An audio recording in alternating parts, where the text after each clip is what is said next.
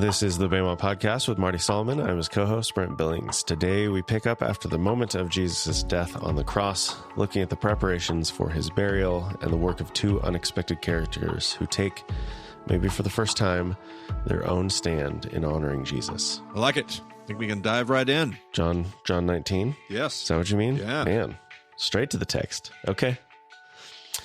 Now it was the day of preparation, and I promised we would talk about this on this episode. Yeah, I'm anxious. I don't have any notes on this. I can't wait to hear what you have to say. I don't necessarily have notes, but just I'm curious about the day of preparation.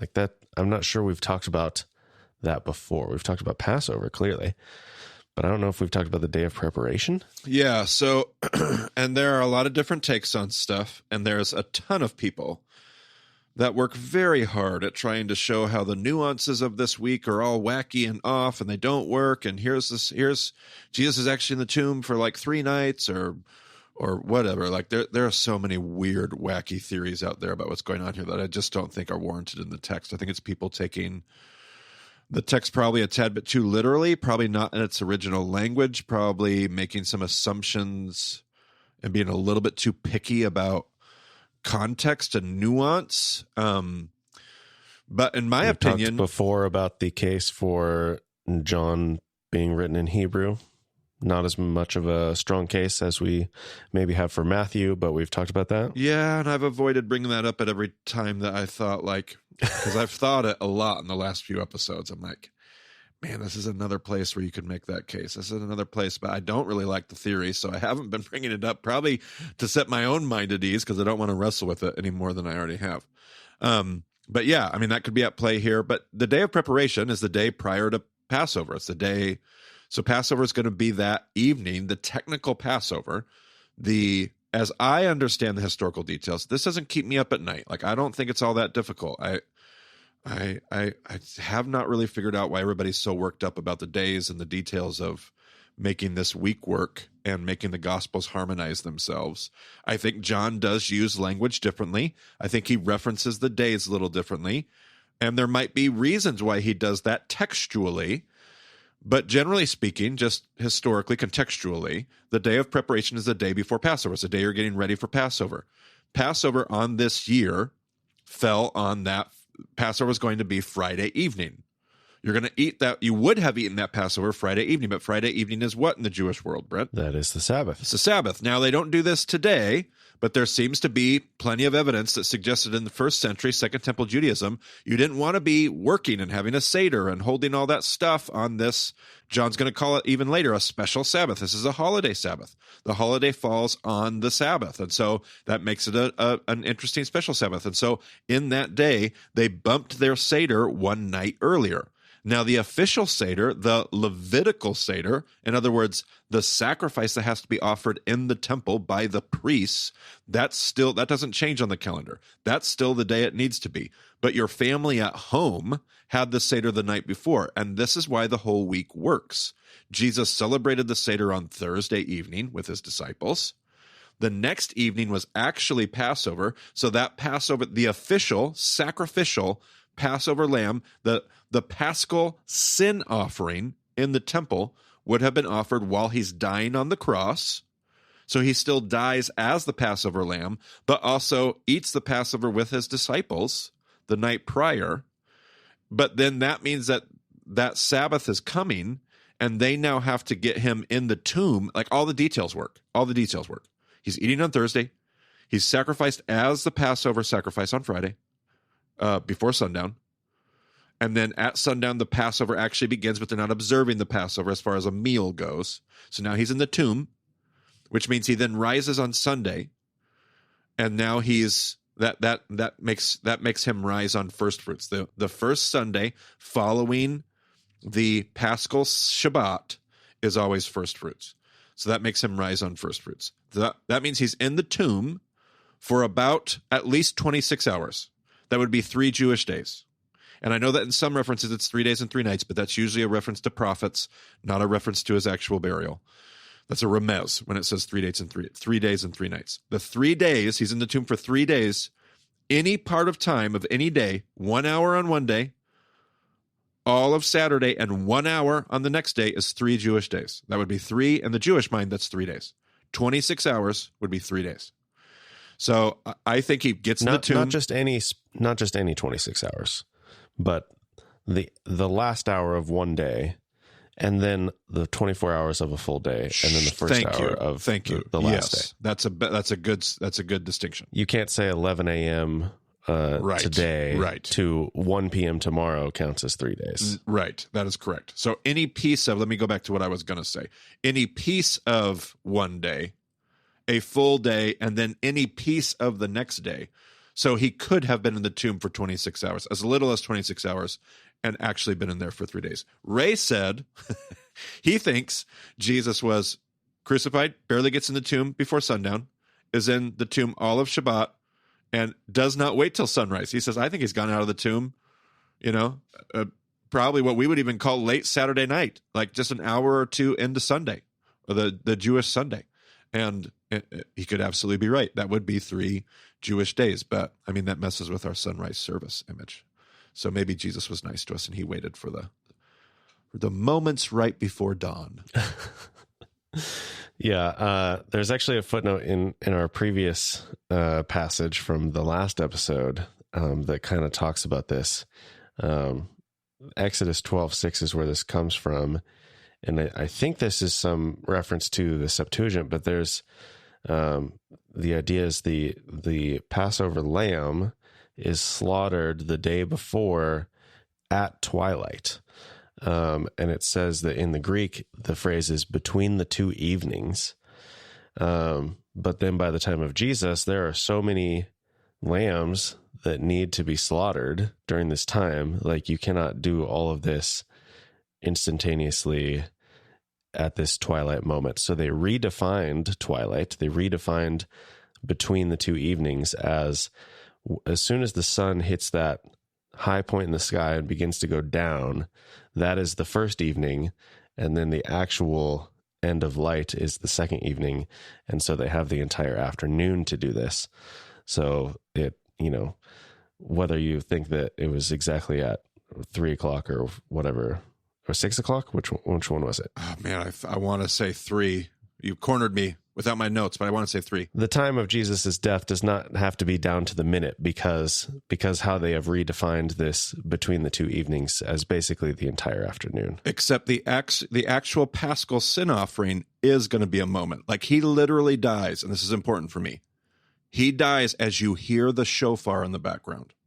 The shofar is marking the official Levitical Paschal sacrifice. There is a sacrifice being offered for the holiday temple observance in the temple. And so he gives up, like, it's almost eerie to consider. He breathes his last breath and you hear the shofar simultaneously going off. I see what you mean. Now, your Paschal lamb, my Paschal lamb, yeah, that could be much more squishy, which is why you have a whole day of preparation.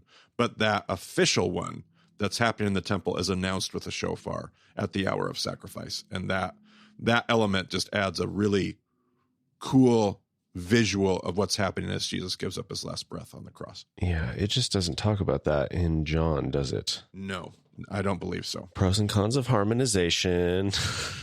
Yep. Okay, well, that was really my question, was just like, I wasn't sure if we'd talked about the day of preparation before and what that entailed, because it's not really, the day of preparation is not like it's not like an official thing. It's just like, hey, there's all these things that we have to do for Passover, and we need to really make sure that we have all of our ducks in a row. So we're going to have this day of preparation beforehand. Yep. And it is the day where you have to sacrifice that lamb. So you do have an actual day that means something to them, but you're absolutely right. Yeah. Okay. Now it was the day of preparation, and the next day was to be a special Sabbath, as you referenced earlier. Because the Jewish leaders did not want the bodies left on the crosses during the Sabbath, they asked Pilate to have the legs broken and the bodies taken down. The soldiers therefore came and broke the legs of the first man who had been crucified with Jesus, and then those of the other. That, by the way, is I should have said this about a verse ago. That's a reference to Deuteronomy. You're not allowed to leave those bodies hanging up past nightfall by the time Sabbath gets here. So, and again, John makes a distinction between chief priests, like the corrupt leaders that I can't imagine carrying a whole heck of a lot, and then the actual Jewish leaders, which are those that leadership that is around them and surrounds them. Now they are trying to adhere to Torah. They do have to follow that, and so they need those bodies down. So they go ask Pilate to finish the deed, and so that they can still observe and adhere to Torah. Yes. Okay. But when they came to Jesus, this is the soldiers. When the soldiers came to Jesus and found that he was already dead, they did not break his legs. Instead, one of the soldiers pierced Jesus' side with a spear, bringing a sudden flow of blood and water. The man who saw it has given testimony, and his testimony is true. He knows that he tells the truth, and he testifies so that you also may believe. And there must have been somebody that talked about that. That's just a weird verse, isn't it? I'd never really noticed it and keyed in on it until preparation for this episode. But that verse is like, there's somebody who gives testimony to this, and he saw it, and he's, interesting reference I've never really noticed before. Yeah, the testimony part. Yeah, and he must have been known. That testimony must have been important, and he must have been known to John's audience in Asia and Asia Minor or something, whatever. That must have been a topic of conversation about the blood and water, which makes me think that there must be some big remez, some really big reason why that's important, because that testimony is so important to John's record. But alas, I don't know. More things to learn. Well, the NET suggests that the water and blood may be a reference to 1 John 5, which I don't know if we've talked about when that would have been written versus when the gospel would have been written. Yeah, I never like to do that, but... Yeah, I mean, well, yeah. Not necessarily a reference to 1 John 5, I should say. Just a connection. You can connect the ideas, yeah. Whether 1 John 5 is... I mean, 1 John 5 is clearly written after the fact. Right. So 1 John 5 is talking about this moment in what it says. Sure. Because it talks about there are three that testify, spirit, water, and blood. And Oh, heck, yeah, sure. I didn't think about that. The whole reference to testimony. Oh, fascinating. Okay. So whoever believes in the Son of God accepts this testimony. Whoever does not believe God has made him out to be a liar, because they have not believed the testimony God has given about his Son. Fascinating. So, yeah, the whole element of testimony there, and water and blood, which is weird. Yeah, that's fascinating. 1 John 5, there you go.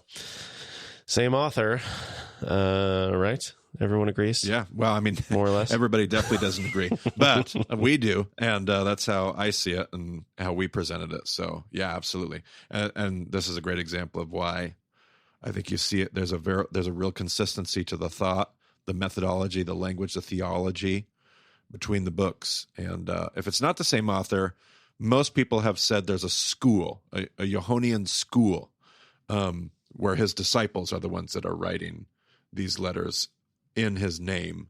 I don't think that's necessary. I think it's just John the whole way across. But if it's not, you still have enough consistency that they're like, this isn't just random different authors. These authors are connected. Right. These things happen so that the scripture would be fulfilled. Not one of his bones will be broken. And as another scripture says, they will look on the one they have pierced. Oh, very interesting reference. I mean, John makes the connection, draws the connection to Zechariah 12. Now, I could be making a bigger deal. I kind of titled this episode after this reference, but I could be making a bigger deal than is warranted. But a lot of people have talked about, like, from a distance, a lot of scholarship has often talked about how anti-Semitic John's gospel is. Like, he's so anti-Jews. And it's part of the reason why we spent so much time saying, I don't think Jews is a good reference, a good translation of Edui that we've talked about before. I think it should be Judean. I don't think he's making statements about just Jews in general or the Jewish people of his day. I think he's talking about a particular worldview that was antagonistic to the gospel and the movement of Jesus. But in order to make that case, one of the things I find so interesting here is John's reference to Zechariah 12, because Zechariah 12 is a portion of the prophecy where it's talking about the deliverance of God's people, the deliverance of the Jewish people. God's going to come deliver them. He's going to come save them. And then in the midst of that, this passage that he remezes and quotes here. So, Brent, would you read us the end of that? And I think we're even going to trail into the beginning of the 13th chapter. But give us that little piece of Zechariah 12 and listen to this as you hear it. And I will pour out on the house of David and the inhabitants of Jerusalem a spirit of grace and supplication.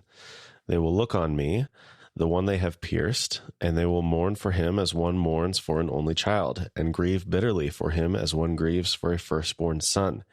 On that day, the weeping in Jerusalem will be as great as the weeping of Hadad Ramon in the plain of Megiddo. The land will mourn, each clan by itself, with their wives by themselves.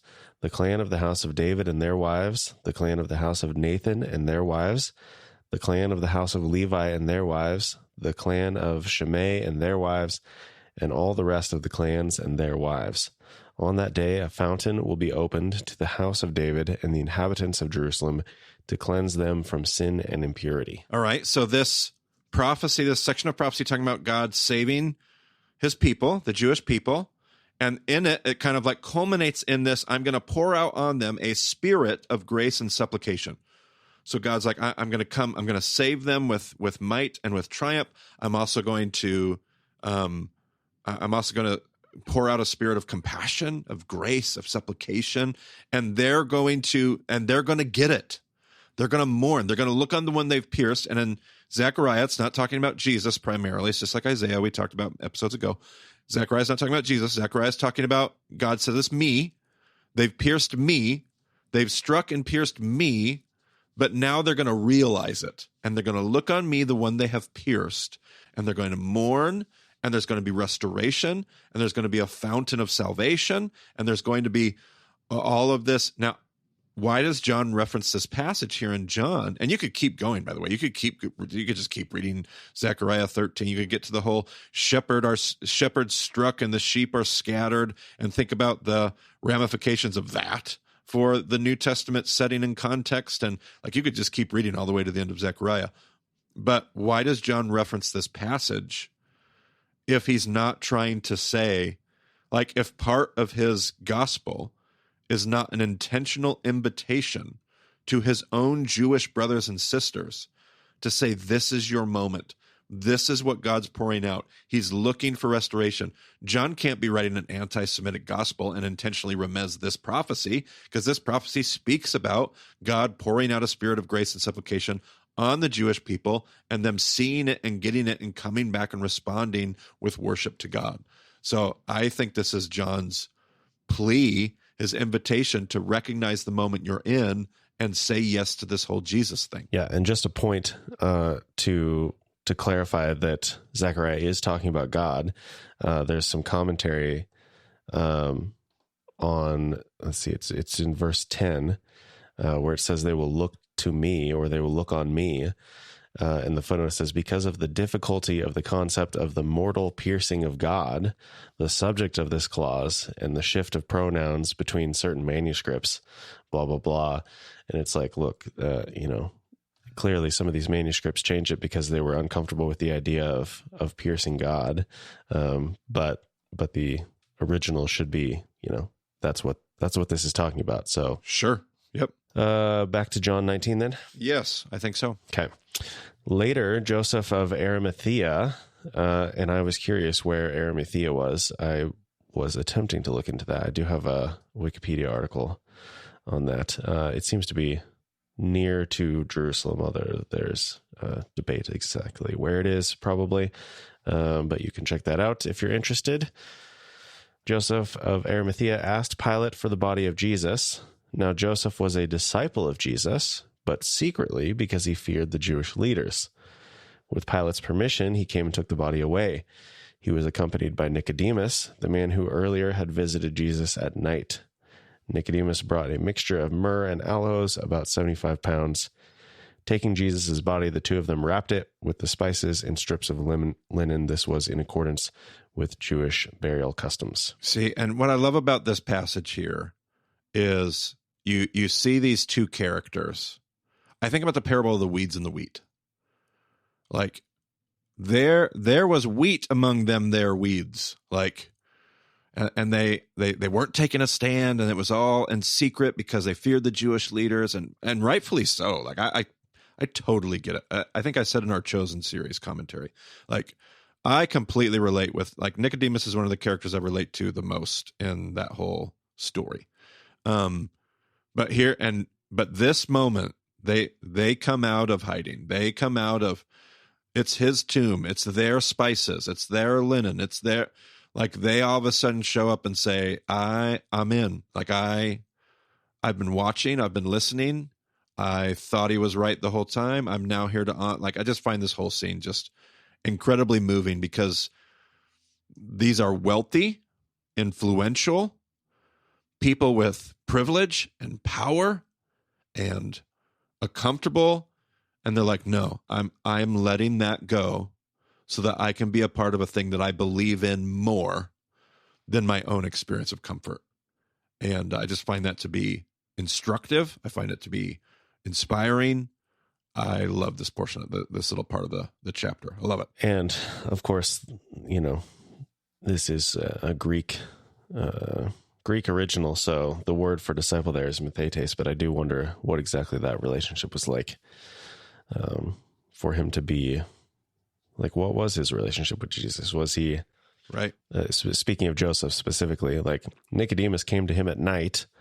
I do wonder if there were other meetings with Nicodemus that are not recorded. Sure. Were there meetings with Joseph of Arimathea that were not recorded? Right. I mean, John clearly knew of his existence, and I just, like, I don't know, did he find out after the fact who he was? Was Joseph like, oh yeah, I've been keeping tabs on Jesus this whole time? Or was he around enough that John just knew, like, oh, he's a disciple of Jesus? So I don't know. I'll tell you what, I'm not a fiction reader and I'm not a fiction writer, but that would be a fantastic historical fiction novel, is something that weaves the story of these two characters together and paints some beautiful, I don't know what the church tradition or church history has to say about them or who they were or what their backstory was, but man, that could be a cool little series. That'd be a neat little ditty. Somebody do that. Somebody do that and send me a copy. And I did look into the 75 pounds thing. Apparently it says 100 pounds, but a pound in Roman times was different than today. So they translated that amount, but it doesn't seem like there's any kind of, I mean, I don't know. Maybe there is something to the idea of 100, but I don't know. It didn't seem like there was any kind of reference that it was making there other than maybe just the fact that it's a lot.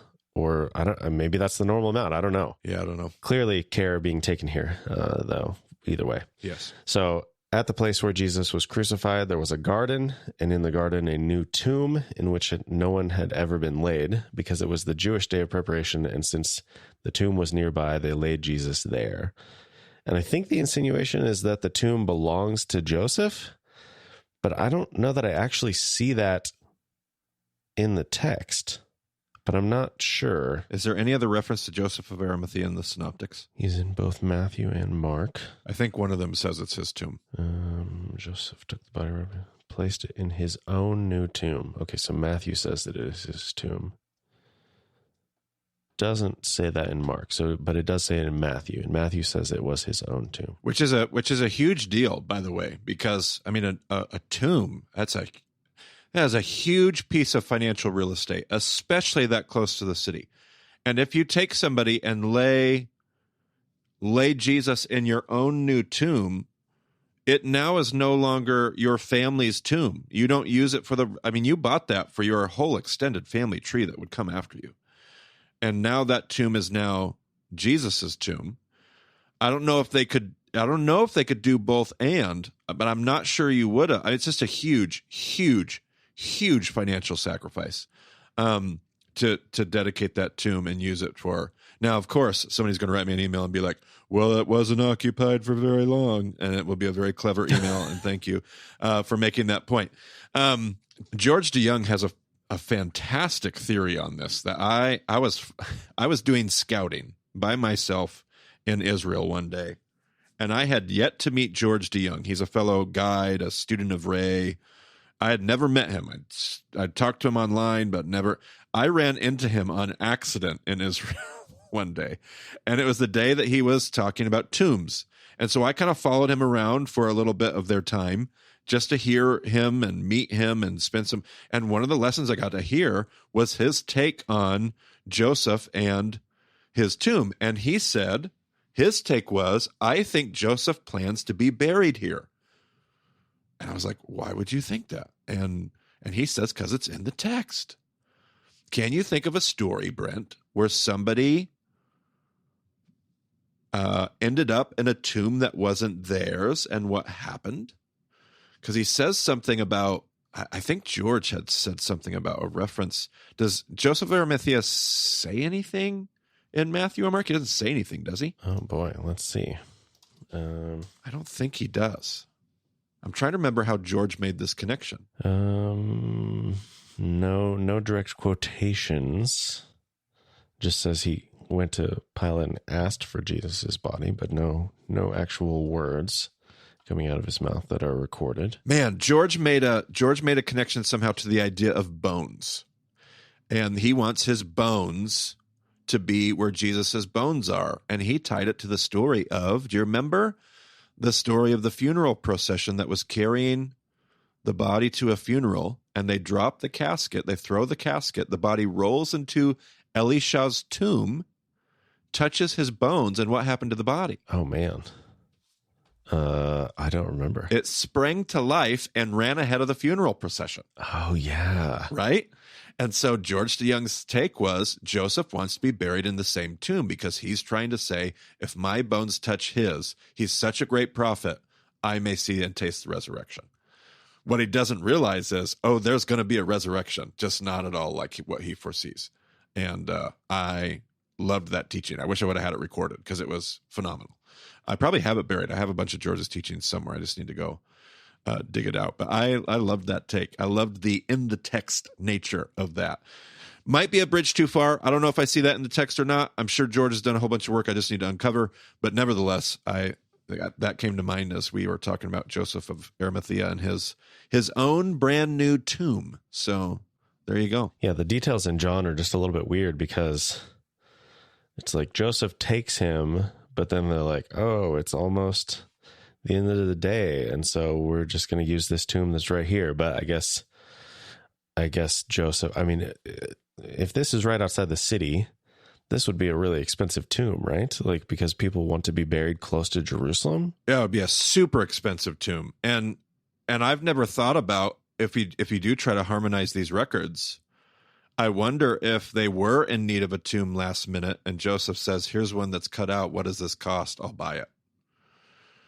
That would be fascinating. Oh, that he didn't actually own it ahead of time. And I don't know. I don't know. They chose it. Yeah, the text doesn't say either direction, but if you're trying to harmonize the details and the way, like you said, the language almost suggests here that it's more of an issue of convenience. Matthew says that he owns it. I wonder if but it would be a massive, it'd be like just buying a house. It's a chunk of real estate. You're buying a chunk of real estate to bury family and for generations. It's a huge investment. Yeah, because without Matthew, it doesn't seem like it's necessarily Joseph's tomb. Clearly they have to I don't know. Is there I don't know how this works. Because if you go into a funeral parlor, they're going to have, or maybe not a funeral parlor, but whatever the administrative building is at a cemetery, they're going to have different types of headstones on display that you can buy. So is this just here's a row of tombs that we've cut out, but we haven't sold them yet? And Joseph says, well, I'll just buy that one. How about? Yep. Could be. Yeah. I've never thought about reading it that way, but it absolutely could be. Yeah. Okay. Well, I think that's it for this episode.